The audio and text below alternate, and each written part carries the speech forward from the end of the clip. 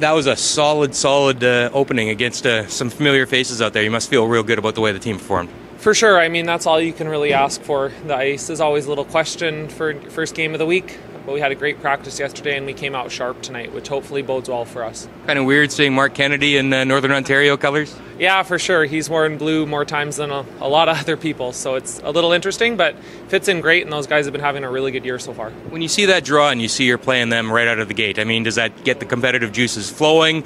What was your sensation when you see them as coming right out of the gate? To be honest, I'd love to play the top teams early. I think early in events we can get a little bit of a jump on some guys. You got to play them all anyways, so may as well play them early. Hey, welcome to the Hall of Victory at the Tim Hortons Brier. It's been a few years, and it must be very, very pleasing to be back out there and winning games.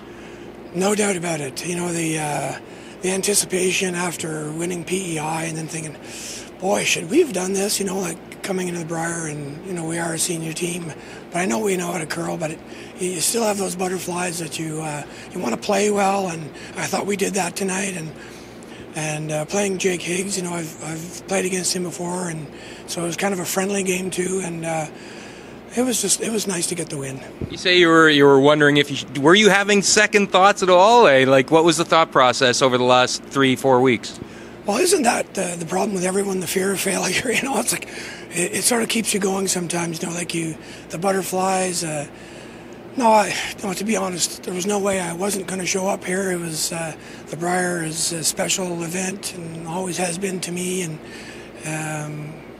curling is a great sport in Canada, and I'm just happy to be part of it. And talk about that. I mean, you've been kicking at this can for a lot of years. I know that. And when you got that jacket with the Purple Heart on it, there must have been some sensations that were going through you. Oh, no doubt about it. The times I spent in Ontario at the provincials, and I was there many years, and it's a tough struggle, and you always want to play better, and you go home after an event, and you think about it for a couple of weeks, and should I play this game again? But we love this game, and the passion for the game is always there, and even at my age, I still love the game, and I'm happy we could pull through. You've been through this process once before of winning a wild card game and then getting your mind wrapped around. Does that help your first day at the Tim Hortons Brier today? I mean, it makes you especially calm your first game of the Brier, because we already had the jitters last night. So I'm standing around an opening draw for us tonight, and all the other guys, and boy, am I calm right now. I bet you these guys are jittery.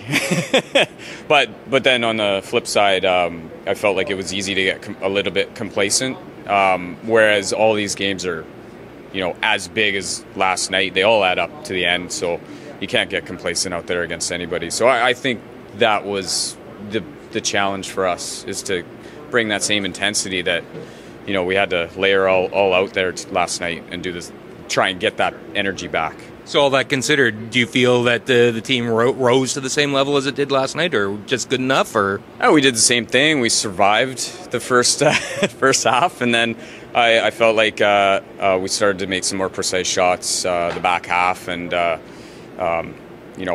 Matty missed a tough one. I thought he would have made it for the blank. It was an easy shot, and that really changed the outcome of the game. One skip stone, but I thought we were better the back half again. And that's always a good thing for a successful curling team at this event, is to raise your game as the game goes on, raise your game as the week goes on.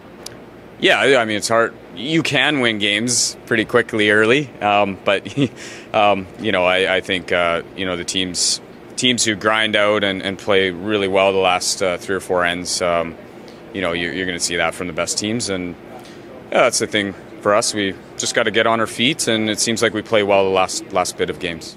All right, textbook, eh? Just the way you drew it up. Yeah, it wasn't textbook. I think we did the whole New Brunswick, Easter Coast thing, trying to get used to the ice, and didn't do a very good job of it for most of that game. And we got all our breaks from the other guys in one end, and it just seemed to be one of those kind of games where we're on the wrong side of the inch until the end.